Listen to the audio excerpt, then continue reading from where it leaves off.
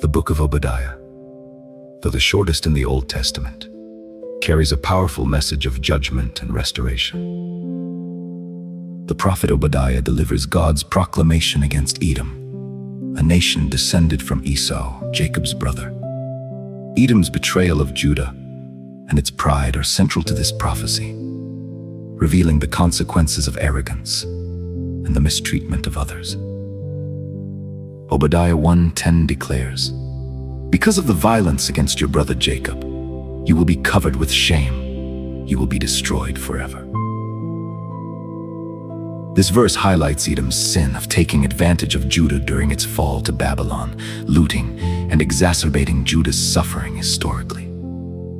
This prophecy was fulfilled as Edom was eventually overtaken by the Nabateans and ceased to exist as a distinct nation. The backdrop of Obadiah's prophecy is the destruction of Jerusalem by Babylon. Instead of assisting their brother nation, Edom exploited the situation for personal gain.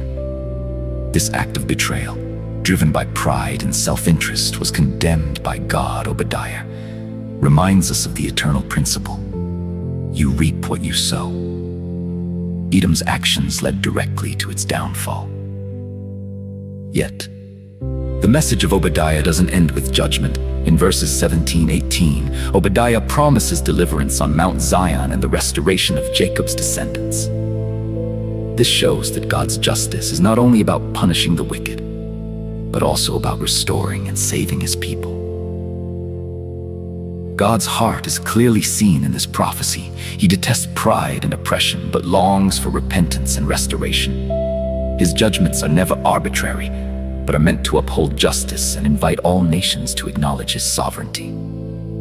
Obadiah's message is a call for every nation to respect God's justice and mercy.